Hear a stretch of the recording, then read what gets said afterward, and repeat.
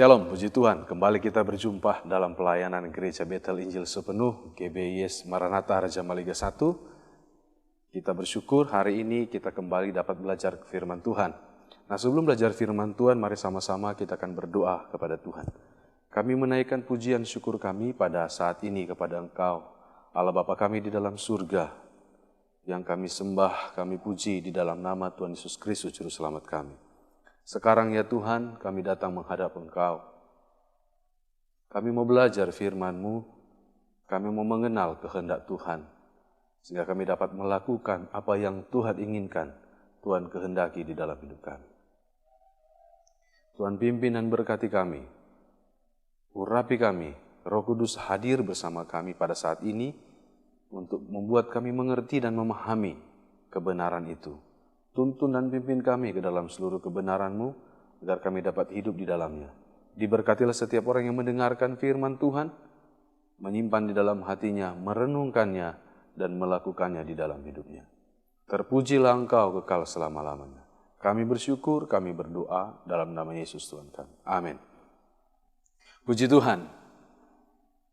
Kita boleh bersyukur pada saat ini untuk kita berjumpa kembali belajar firman Tuhan. Sekarang kita ada dalam kondisi normal yang baru atau habit yang baru, di mana segala sesuatu berubah. Tetapi satu hal yang pasti bahwa Tuhan kita tidak pernah berubah. Kita akan belajar firman Tuhan bersama-sama pada saat ini dengan judul firman Tuhan, Cinta di Galilea. Sekali lagi kita akan belajar bersama-sama firman Tuhan ini dengan judul Cinta di Galilea. Mari kita membaca nats firman Tuhan kita di dalam kitab Injil Markus pasal yang ke-16, ayat yang kedua sampai ayat yang ke-7. Dan pagi-pagi benar pada hari pertama minggu itu, setelah matahari terbit, pergilah mereka ke kubur. Mereka berkata seorang kepada yang lain, "Siapa yang akan menggulingkan batu itu bagi kita dari pintu kubur?" Tetapi ketika mereka melihat dari dekat, tampaklah batu yang memang sangat besar itu sudah terguling. Lalu mereka masuk ke dalam kubur dan mereka melihat seorang muda yang memakai jubah putih duduk di sebelah kanan. Mereka pun sangat terkejut. Tetapi orang muda itu berkata kepada mereka, "Jangan takut, kamu mencari Yesus orang Nazaret yang disalibkan itu. Ia telah bangkit, ia tidak ada di sini. Lihat, inilah tempat mereka membaringkan dia. Tetapi sekarang pergilah, katakanlah kepada murid-muridnya dan kepada Petrus, ia mendahului kamu ke Galilea. Di sana kamu akan melihat dia seperti yang sudah dikatakannya kepada kamu." Pada hari kebangkitan, di dalam Injil Markus yang baru kita baca tadi, dicatat bahwa ketika kebangkitan, Tuhan memberi pesan kepada malaikat yang dijumpai orang-orang di dalam kubur, supaya menyampaikan kepada murid-murid untuk pergi menjumpai dia di Galilea.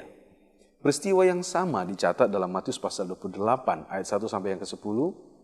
Yesus juga ketika berjumpa dengan mereka pada hari kebangkitan, para wanita-wanita yang pergi ke kubur ini, Yesus katakan kepada mereka bahwa sampaikan kepada saudara-saudaraku, yaitu murid-murid Tuhan Yesus, untuk pergi ke Galilea menjumpai Yesus. Nah, yang menjadi mungkin perenungan kita sekarang adalah yang akan kita pelajari bersama-sama.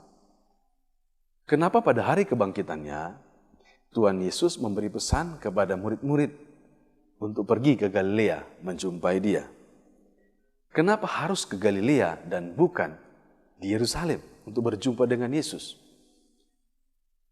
Bukankah Yesus dikatakan dia adalah anak Daud, raja di atas segala raja? Tentu sebagai ibu kota itu adalah Yerusalem. Tetapi kenapa harus ke Galilea? Kita akan menemukan di dalam Alkitab yang akan kita pelajari pada saat ini, Galilea adalah awal dari semua kisah Yesus dan murid-muridnya. Kenapa demikian? Pertama, tempat Yesus berasal dan sebagian besar dari murid-muridnya atau kampung asal mereka semua, kebanyakan dari mereka adalah berasal dari Galilea. Mereka dipanggil untuk menjadi murid dan ditetapkan sebagai murid itu terjadi di Galilea. Pelayanan pertama itu dimulai di Galilea. Mujizat pertama terjadi di kota Kana itu di Galilea. Markas besar pelayanan Yesus dan murid-murid di kota Kapernaum itu ada di Galilea. Sebagian besar waktu pelayanan Yesus dilakukan bukan di Yerusalem, tetapi di Galilea. Semua hal bagi Yesus dan sebagian besar murid-muridnya itu dimulai di Galilea. Sehingga Galilea punya kisah khusus antara Tuhan Yesus dan murid-murid. Kita bisa katakan bahwa Galilea adalah awal dari semua kisah murid-murid dengan Yesus, dan cinta pertama mereka kepada Yesus itu dimulai dari Galilea. Sehingga di Galilea mereka harus mengalami pemulihan kembali setelah mengalami goncangan iman di Yerusalem. Kita tahu bahwa ketika peristiwa penyaliban terjadi, goncangan hebat terjadi bagi murid-murid Tuhan Yesus. Iman mereka tergoncang, ada yang pergi melarikan diri bersembunyi, ada yang mengunci pintu rumah bersembunyi di sana. Bahkan Petrus pun menyangkal Tuhan Yesus sampai 3 kali. Mereka mengalami goncangan iman dan mereka perlu untuk kembali ke Galilea. Supaya di sana mereka dipulihkan oleh Tuhan. Secara etimologi atau arti kata, Galilea memiliki arti cincin, lingkaran, atau bulatan. Sehingga kita bisa katakan bahwa kenapa mereka harus pergi ke Galilea? Bukankah di Galilea ada cinta pertama mereka dengan Tuhan? Sehingga bisa kita sebutkan bahwa di Galilea ada cinta mula-mula mereka dengan Tuhan. Di Galilea ada kasih mula-mula mereka dengan Tuhan. Karena semua itu dimulai dari Galilea. Itulah sebabnya kenapa pesan Tuhan Yesus kepada murid-murid supaya mereka kembali ke Galilea sesudah hari kebangkitan, agar mereka dapat melihat Dia di sana adalah supaya mereka kembali kepada kasih yang mula-mula. Sehingga kasih mereka kepada Yesus dan komitmen mereka dipulihkan kembali. Setelah melewati goncangan, iman mereka ikut tergoncang. Kondisi psikis mereka tergoncang. Mereka perlu kembali kepada cinta pertama mereka dengan Tuhan di Galilea. Kepada kasih mula-mula mereka di Galilea. Supaya mereka mengalami pemulihan. Nah, kembali kepada kasih mula-mula akan menghasilkan pemulihan kasih dan komitmen kepada Tuhan. Itu sebabnya mereka perlu kembali kepada cinta pertama mereka di Galilea. Kepada kasih mula-mula mereka di Galilea. Sehingga kita bisa sebutkan bahwa cinta itu ada di Galilea. Dimulai itu dari Galilea. Nah, kita menemukan di dalam Alkitab peristiwa pada Injil Yohanes pasal 21 ayat 1-19. Murid-murid sudah pergi ke Galilea dan beberapa dari mereka kembali ke danau untuk mencari ikan. Lalu Yesus menjumpai mereka di pinggir danau ini. Yesus memasakkan ikan untuk mereka dan menyuruh mereka makan. Dan sesudah itu Yesus memanggil mereka kembali untuk mengikuti Dia. Peristiwa ini punya kemiripan yang sama dengan panggilan yang pertama terjadi juga di Danau Galilea. Dalam Injil Lukas pasal yang kelima ayat 1 sampai ayat yang ke-11. Mari kita lihat beberapa hal yang mirip di sana. Pada Injil Yohanes pasal 21 ayat 1-19, mereka pergi menangkap ikan di danau tetapi tidak mendapat ikan. Lukas pasal yang kelima ayat 1-11, mereka pergi menangkap ikan di danau tetapi tidak mendapat ikan. Sama. Berikutnya, oleh petunjuk Yesus, mereka akhirnya mendapat ikan yang banyak. Itu dalam Injil Yohanes pasal yang ke-21. Lukas pasal yang kelima juga sama. Mereka mengeluh semalam-malaman mereka mencari ikan, tidak dapat ikan. Yesus katakan, tebarkan jalamu di tempat yang dalam. Akhirnya Petrus mendapat ikan. Lalu di pasal Yohanes, di Injil Yohanes, Injil Yohanes pasal yang ke-21 ayat 1 sampai 19, mereka dipanggil untuk mengikuti Yesus kembali. Ini panggilan berikutnya. Panggilan pemulihan. Panggilan untuk kembali mengikuti Yesus setelah digoncang. Lukas pasal yang kelima ayat 1 sampai 11, itu panggilan pertama untuk meninggalkan usaha mereka, meninggalkan keluarga mereka untuk mengikuti Yesus. Dipanggil tetap sama. Mereka kembali dipanggil untuk mengikuti Yesus.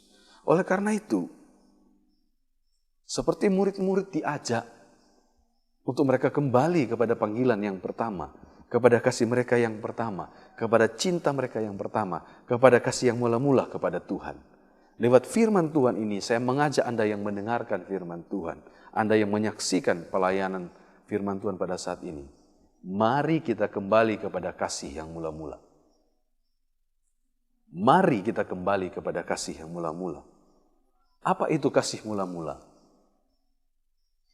Di dalam Alkitab, itu ditulis sebagai kasih yang berada di tempat yang pertama. Wahyu pasal yang kedua menjelaskan di sana tentang jemaat Efesus yang telah kehilangan kasih mereka yang mula-mula. Mereka kehilangan cinta mereka yang pertama kepada Tuhan. Alkitab menggunakan suatu istilah kasih mula-mula. Artinya adalah itu merupakan kasih yang berada di tempat yang paling pertama.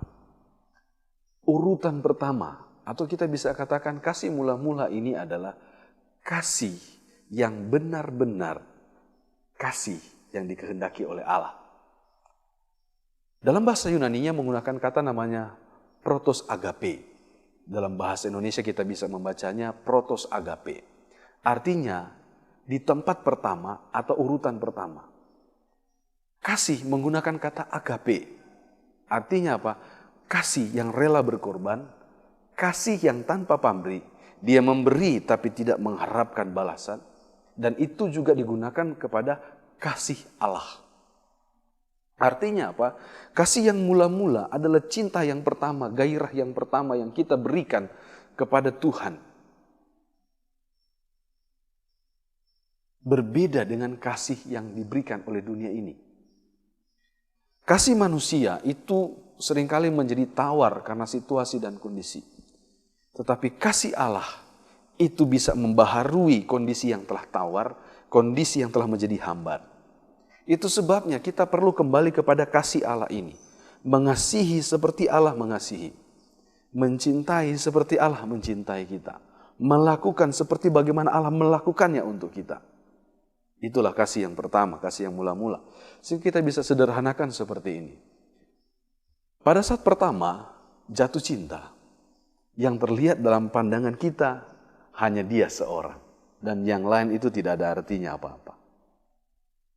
Hanya dia yang kita lihat. Hanya keindahannya yang kita lihat. Kita tidak melihat yang lain, yang jelek-jelek, yang buruk-buruk. Cinta kuat seperti maut, kata Alkitab. Pada saat pertama jatuh cinta, tantangan dan persoalan itu dilihat sebagai sebuah ujian kesetiaan dari cinta. Jarak bukan masalah, situasi bukan masalah, hujan bukan masalah. Yang penting bisa berjumpa. Bahkan ada orang direstui pun tidak masalah. Kawin lari bagi dia tidak masalah. Alasannya apa? Karena cinta. Tetapi yang menjadi ironi adalah berjalannya waktu, semua mulai berubah. Kenapa itu bisa berubah? Alkitab mencatat dalam kitab 2 Timotius pasal yang ketiga, ayat 1-4 katakan demikian. Ketahuilah, pada hari-hari terakhir akan datang masa yang sukar. Manusia akan mencintai dirinya sendiri dan menjadi hamba uang. Mereka akan membual dan menyombongkan diri. Mereka akan menjadi pemfitnah. Mereka akan berontak terhadap orang tua dan tidak tahu berterima kasih. Tidak mempedulikan agama. Tidak tahu mengasihi. Tidak mau berdamai. Suka menjelekkan orang. tidak dapat mengekang diri, garang, tidak suka yang baik, suka mengkhianat, tidak berpikir panjang, berlagak tahu, lebih menuruti hawa nafsu daripada menuruti Allah. Alkitab katakan pada masa-masa terakhir akan datang masa-masa yang jahat, di mana orang menjadi egois, lebih mencintai dirinya sendiri, menjadi hamba uang. Waktu akan membuktikan kesetiaan itu. Persoalan, pergumulan, masalah bisa mengubah kadar dari cinta itu. Bahkan bisa membelokkan arah dari cinta itu. Ketika hubungan manusia memasuki masa yang sulit, kebanyakan orang kembali memikirkan masa yang lalu. Namun sayangnya hanya keburukan saja yang disebutkan. Ketika dia mulai masuk dalam rumah tangga yang sulit, kondisi keluarga yang sulit, yang dia pikirkan adalah masa yang lalu. Tetapi hanya keburukan yang disebutkan. Dia menyesal. Kenapa dia ada seperti ini sekarang? Menyesal menikah dengan pasangan yang sekarang. Menyesal dia ada di keluarga yang sekarang. Menyesal dia ada di tempat yang seperti itu sekarang. Hanya buruk yang dia pikirkan. Dia melihat pasangannya hanyalah sebuah keburukan saja. Dia tidak melihat waktu pertama kali dia jatuh cinta. Bukankah memang orangnya sudah seburuk itu? Bukankah kita harus tahu situasi yang kita hadapi memang harus seperti itu ke depannya? Tapi itulah cinta itu buta kata dunia ini. Membutakan hati, membutakan mata, membutakan pikiran, menutup kuping untuk tidak mau mendengar. Kalau kita mau, justru ada satu penghiburan, ada satu kekuatan. Ketika kita memasuki masa yang sulit, ketika kita mulai memikirkan masa yang lalu, pikirkan perkara yang indah-indah kata Alkitab. Pikirkan perkara yang manis, pikirkan perkara yang suci, pikirkan perkara yang sedap untuk didengar. Pikirkan perkara-perkara yang ada di atas. Jangan pikirkan apa yang ada di dunia ini. Jangan pikirkan yang jelek. Pada waktu kita belajar tentang khotbah tenang di masa yang sulit, kita sudah belajar tentang Ayub. Ayub katakan bahwa apa yang kutakutkan itu menimpa aku. Apa yang kucemaskan itu yang mendatangi aku. Ketika kita hanya memikirkan yang jelek, memikirkan yang buruk, justru itu akan terjadi dan akan kembali terjadi dan akan kembali berulang-ulang. Kalau kita mau memikirkan masa yang kemarin, masa yang lalu, kembalilah kepada cinta yang pertama. Kembalilah kepada kasih yang pertama itu. Matius pasal 24 ayat 12 katakan, dan karena makin bertambahnya kedurhakaan, maka kasih kebanyakan orang akan menjadi dingin. Kehilangan kehangatan, kehilangan rasa, kehilangan gairah yang sebenarnya. Sehingga dia tidak mau lagi melakukan yang semestinya harus dia lakukan. Kehilangan kasih mula-mula akan menyebabkan kerusakan dari dalam dan tidak kelihatan. Tetapi akan membuat orang percaya kehilangan tujuan hidupnya yang sebenarnya, yaitu memuliakan Tuhan. Hati-hati, karena kejatuhan paling dalam di dalam Alkitab adalah kehilangan kasih yang mula-mula. Alkitab mengatakan demikian. Orang yang kehilangan kasihnya yang mula-mula adalah orang yang jatuh di tempat yang paling dalam. Mari kita membaca ayatnya. Wahyu pasal yang kedua, ayat 4 sampai ayat yang kelima. Namun demikian, aku mencela engkau, karena kau telah meninggalkan kasihmu yang semula. Sebab itu ingatlah betapa dalamnya engkau telah jatuh. Bertobatlah dan lakukan lagi apa yang semula engkau lakukan. Jika tidak demikian, aku akan datang kepadamu dan aku akan mengambil kakidianmu dari tempatnya. Jikalau engkau tidak bertobat.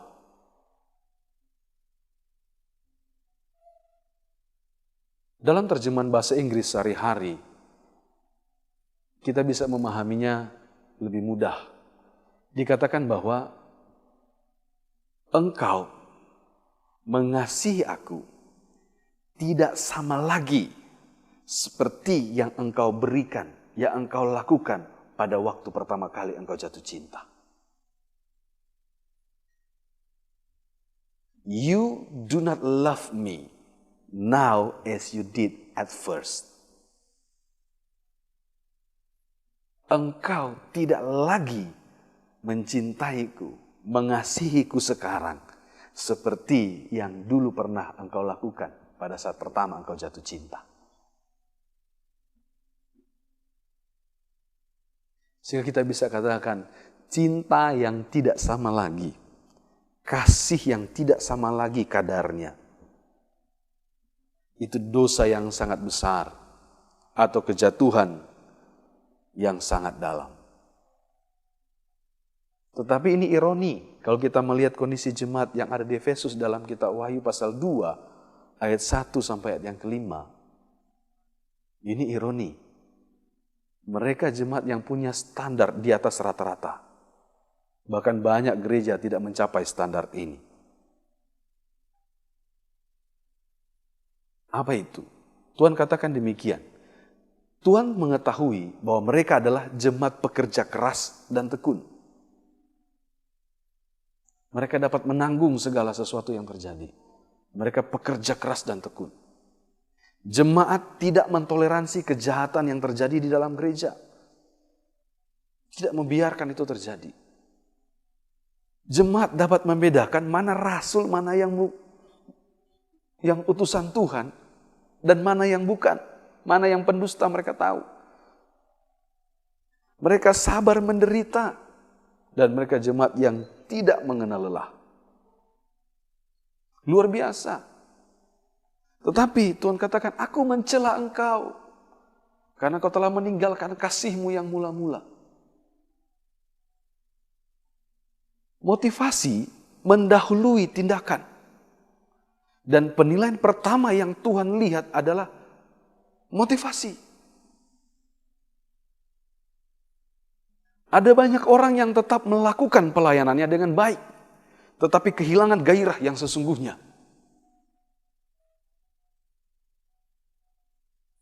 Kehilangan kasih yang mula-mula akan membuat manusia jadi sombong, mudah menghakimi, merasa lebih baik, dan merasa lebih layak. Padahal dia lupa bahwa keberadaannya hanya karena kemurahan Tuhan.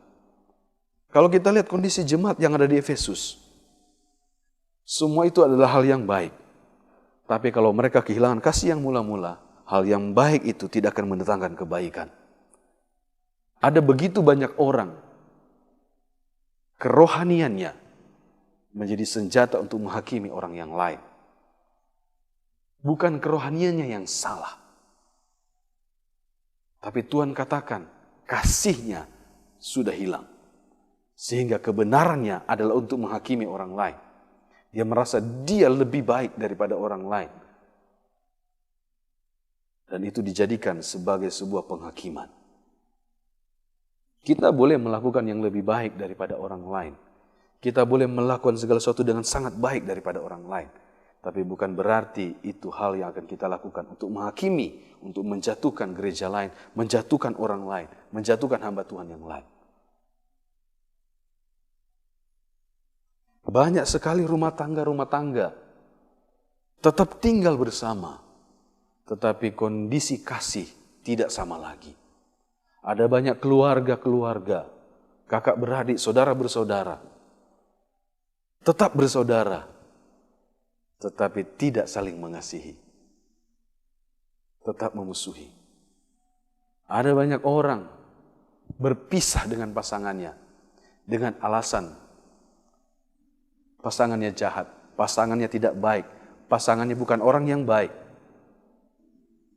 Padahal dia sudah melewati bertahun-tahun di dalam pernikahannya. Dia adalah seorang pendusta. Pendusta besar.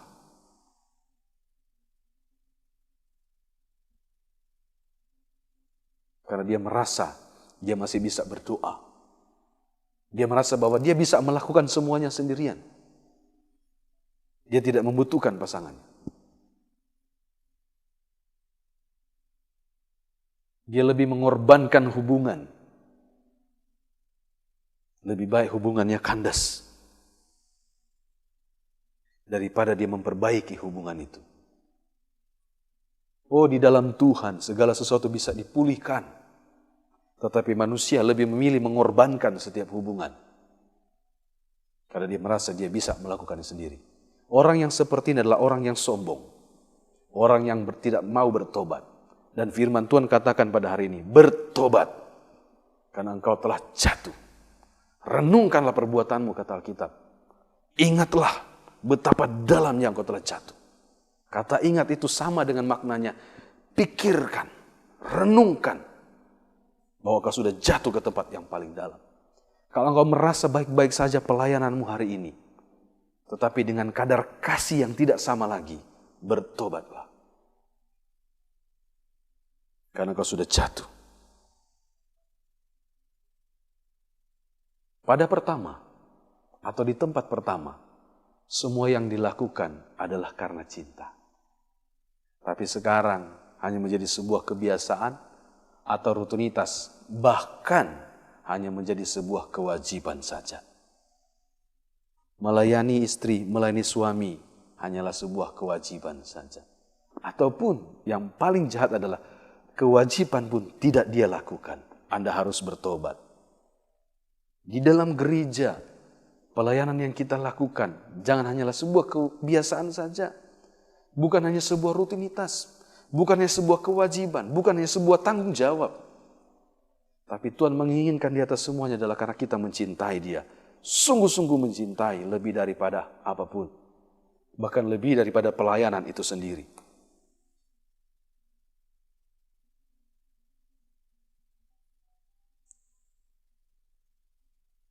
Karena mengasihi Tuhan, itu lebih daripada sekedar melayani Tuhan. Nilai dari sebuah kasih kepada Tuhan, melebihi daripada setiap pelayanan yang kita lakukan. Melebihi dari setiap kewajiban yang kita berikan. Melebihi daripada setiap apa yang bisa kita lakukan dengan pekerjaan kita. Mari kita kembali kepada kasih yang mula-mula. Mari kita bertobat. Tuhan menginginkan pada hari kebangkitan supaya murid-murid kembali ke Galilea, supaya mereka mengalami pemulihan kembali cinta kasih mereka kepada Tuhan dan komitmen mereka kepada Tuhan. Karena di Galilea ada cinta pertama mereka. Kembali lagi ke Galilea. Bagi kita yang perlu kita pelajari dari peristiwa ini adalah mari kita kembali kepada kasih kita yang mula-mula. Mari kita kembali kepada kasih kita yang mula-mula. Betul-betul jadi orang yang mengasihi Tuhan. Mencintai Tuhan dengan segenap hatinya. Mencintai Tuhan dengan sepenuh hatinya. Sehingga kalau kita membaca Alkitab, di Galilea Tuhan Yesus bertanya sampai 3 kali kepada Petrus, apakah engkau mengasihi aku? Tuhan bertanya. Mari kita baca firman Tuhan ini. Sesudah sarapan, Yesus berkata kepada Simon Petrus, Simon anak Yohanes, apakah engkau mengasihi aku lebih daripada mereka ini? Jawab Petrus kepadanya, benar Tuhan, engkau tahu bahwa aku mengasihi engkau. Kata Yesus kepadanya, gembalakanlah domba-dombaku. Kata Yesus pula kepadanya untuk kedua kalinya, Simon anak Yohanes, apakah engkau mengasihi aku? Jawab Petrus kepadanya, benar Tuhan, engkau tahu bahwa aku mengasihi engkau. Kata Yesus kepadanya, gembalakanlah domba-dombaku. Kata Yesus kepadanya untuk ketiga kalinya, Simon anak Yohanes, apakah engkau mengasihi aku? Maka sedih hati Petrus karena Yesus berkata untuk ketiga kalinya, apakah engkau mengasihi aku? Dan dia berkata kepadanya, Tuhan, engkau tahu segala sesuatu. Engkau tahu bahwa aku mengasihi engkau. Kata Yesus kepadanya, gembalakanlah domba-dombaku. Sampai 3 kali Yesus mengulangi supaya Petrus paham bahwa dia harus sungguh-sungguh mengasihi Tuhan. Kata kasih di dalam Alkitab menggunakan beberapa kata. Yang pertama adalah eros, kasih hubungan suami istri. Baru storge, kasih karena hubungan keluarga. Pilea, kasih sebagai seorang sahabat. Agape, kasih tanpa pamrih. Memberi tidak mengharapkan kembali atau kasih Allah. Tuhan bertanya, apakah engkau punya agape kepadaku? Petrus menjawab, aku pilea kepadamu Tuhan. Aku mengasihi engkau sebagai seorang sahabat. Tuhan tanya, apakah engkau mengasihi aku dengan kasih yang tanpa pamrih itu Petrus? Karena Petrus pernah berkata bahwa kalau semua orang menyangkal engkau, aku tidak akan melakukannya. Tapi justru dia yang menyangkal Tuhan. Tuhan bertanya, Petrus, apakah engkau agape kepadaku? Ya Tuhan, aku sungguh pilih kepadamu. Dia menjawab dengan kasih yang salah. Dan banyak orang seperti itu. Dia berkata, aku mengasihi engkau Tuhan. Tapi dia mencintai Tuhan karena dia mengharapkan berkat-berkatnya Tuhan. Apakah engkau mengasihi aku? Ya Tuhan, aku mengasihi engkau. Tapi dia membenci pasangannya, dia membenci istrinya, dia membenci suaminya, dia membenci keluarganya. Dia membenci saudaranya. Itu kemunafikan, itu orang-orang jahat di dalam Alkitab. Karena dia adalah seorang pembunuh manusia, karena dia membenci manusia di dalam hatinya. Apakah engkau mengasihi aku? Ya Tuhan, aku mengasihi engkau lebih daripada apapun. Tapi dia menggelapkan keuangan-keuangan gereja. Dia menjadi bendahara yang tidak jujur. Dia menjadi anak Tuhan yang korupsi. Tapi dia bilang, aku mengasihi Tuhan. Tuhan bertanya, apakah engkau mengasihi aku? Ya Tuhan, aku mengasihi engkau. Tapi karena dia mengejar jabatan dan kedudukan, dia katakan dia mengasihi Tuhan. Tapi ketika semua itu diambil, yang terjadi dia akan menyangkal Yesus dan meninggalkan Yesus. Kalau engkau sungguh-sungguh mengasihi Tuhan dan mencintai Tuhan, cintailah Tuhan karena pribadinya. Kasihilah Tuhan karena pribadinya. Layanilah Tuhan karena pribadinya. Bukan karena apa yang bisa dia berikan. Bukan karena apa yang bisa dia lakukan. Ketika engkau sedang terbaring sakit, kalau engkau mencintai Tuhan bukan karena Tuhan dapat menyembuhkan engkau. Tapi karena engkau tahu bahwa hidupmu itu tidak dapat diambil dari Tuhan. Kenapa? Karena maut tidak bisa memisahkan engkau dari kasih Allah. Ketika ekonomi sedang sulit hari ini yang engkau sedang alami, engkau rasakan. Engkau tetap mengasihi Tuhan bukan karena dia sanggup memberkati dan memberikan jalan keluar. Tapi karena engkau tahu bahwa Tuhan betul-betul adalah pribadi yang mengasihi engkau pada saat ini. Mari jadilah kita anak-anak Tuhan yang betul-betul sungguh-sungguh mengasihi dan mencintai Tuhan. Kembalilah kepada kasih yang mula-mula. Supaya kita punya kasih yang betul-betul kasih yang dari Allah itu. Kasih yang dapat melewati segala sesuatu. Betul-betul sungguh-sungguh saling mengasihi satu dengan yang lain. Ketika kasih mula-mula itu dikembalikan kepada kita, kita dapat mengasihi Allah dengan benar dan kita dapat mengasihi orang di sekitar kita dengan benar. Adalah kemunafikan kalau kita katakan kita mengasihi Tuhan, tapi kita tidak dapat mengasihi orang yang ada di dekat kita. Allah mengasihi bukan karena kita berbuat baik, kata Alkitab. Bukan karena kita telah berbuat benar. Allah mengasihi kita ketika kita sedang berbuat dosa. Masih hidup di dalam dosa.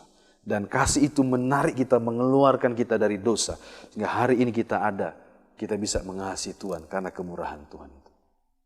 Mari, kasihilah Tuhan dengan segenap hatimu. Dengan segenap akal budimu. Dengan segenap kekuatanmu. Dan demikian juga orang-orang yang ada di dekat kita. Itu pesan Tuhan Yesus. Itu kasih yang benar. Kiranya kasih Allah hadir di dalam kehidupanmu pada saat ini. Memulihkan rumah tanggamu. Memulihkan hubungan keluargamu. Saudara bersaudara yang telah putus menjadi pulih kembali. Suami istri hari ini bertobat kalau Anda sedang berpisah. Kembali kepada kasih yang mula-mula. Jangan pikirkan yang jelek. Jangan pikirkan yang buruk. Nanti itu akan terus datang. Pikirkan yang baik. Pikirkan yang suci. Semua yang mulia, yang manis, yang sedap didengar, kata Alkitab. Biar itu semua yang datang memberkati kehidupan kita. Mari kita kembali kepada kasih yang mula-mula. Itu sebabnya ada cinta di Galilea. Tuhan memberkati kita semuanya. Kiranya firman Tuhan ini menjadi kekuatan. Anda dengarkan, Anda pelajari, Anda lakukan, Anda diberkati oleh Tuhan. Puji Tuhan, mari kita berdoa. Kami bersyukur untuk firman yang sudah kami dengarkan. Hamba berdoa untuk setiap orang yang mendengarkan firman Tuhan pada saat ini. Lembutkanlah hatinya untuk dia bertobat. Untuk dia sungguh-sungguh kembali kepada kasih yang mula-mula kepada Tuhan. Kasih yang tanpa pamrih. Kasih yang tidak mengharapkan balasan itu. Kasih yang ditempatkan di tempat yang paling pertama. Sebagai motivasi dia melakukan segala sesuatu. Pulihkan setiap hubungan-hubungan pada hari ini Tuhan. Pulihkan hubungan kami dengan Engkau ya Tuhan. Bangkitkan gairah dan semangat kami kembali. Sehingga kami dapat melayani Tuhan karena kasih. Kami dapat melakukan segala sesuatu karena kami mengasihi Tuhan. Karena kami mengasihi orang-orang yang ada di dekat kami. Tuhan, tetap kami berdoa untuk bangsa dan negara kami. Kami menyerahkan ke dalam tangan Tuhan. Sabang sampai Merauke, Miangas dan Pulau Rote diberkati oleh Tuhan. Diberkati pemerintah kami yang ada di pusat sampai yang ada di desa kami ini. Diberkati Tuhan, satuan gugus tugas yang dibentuk untuk menghadapi pandemi virus corona ini Tuhan. Baik yang ada di pusat, di daerah, sampai di desa kami. Jauhkan dari korupsi ya Tuhan. Jauhkan dari penyimpangan-penyimpangan dana dan anggaran yang ada. Sehingga betul-betul semua yang dilakukan adalah tepat sasaran. Lindungi para dokter medis yang berjuang, menangani, bekerja, merawat. Berkati mereka ya Tuhan sebagai pahlawan-pahlawan kemanusiaan. Jagai mereka ya Tuhan. Peliharalah mereka ya Tuhan. Kami berdoa untuk mereka yang sedang sakit hari ini. Apapun penyakitnya, ketika kasih-Nya dipulihkan, dia menerima kesembuhan yang daripada Tuhan. Di dalam nama Yesus Kristus Tuhan. Terima kasih Tuhan. Ke dalam tangan Tuhan kami serahkan seluruh hidup kami, keluarga kami, pekerjaan, usaha, pelayanan kami. Biarlah semuanya bagi kemuliaan nama Tuhan. Semua bagi hormat untuk kemuliaan nama-Mu. Bagi Engkau segala pujian, hormat, syukur, dan kemuliaan. Bagi Allah yang dapat melakukan segala sesuatu lebih banyak dari apa yang bisa kami minta, pikirkan, dan doakan. Kemuliaan kekal selama-lamanya. Kami terima berkat Tuhan. Dan biarlah roh jiwa dan tubuh kami terpelihara sempurna, tidak bercacat celah sampai pada hari Maranatha. Tuhan datang pada kali yang kedua, Engkau menjumpai kami tidak bercacat celah, kudus dan berkenan kepadamu, masuk dalam kemuliaan yang kekal. Kasih kami tidak menjadi tawar, kasih kami tidak menjadi dingin, karena dihangatkan oleh kasih Allah di dalam hidup kami. Kiranya anugerah dan sejahtera dari Allah Bapa kami di dalam surga, yang berkelimpahan di dalam Tuhan Yesus Kristus yang kami terima pada hari ini. Penyertaan Allah Roh Kudus menyertai kehidupan kami, memimpin kami sampai kami masuk pada kemuliaan yang kekal saat kedatangan Tuhan Yesus pada kali yang kedua. Terima kasih Tuhan, kami berdoa dan mengucap syukur.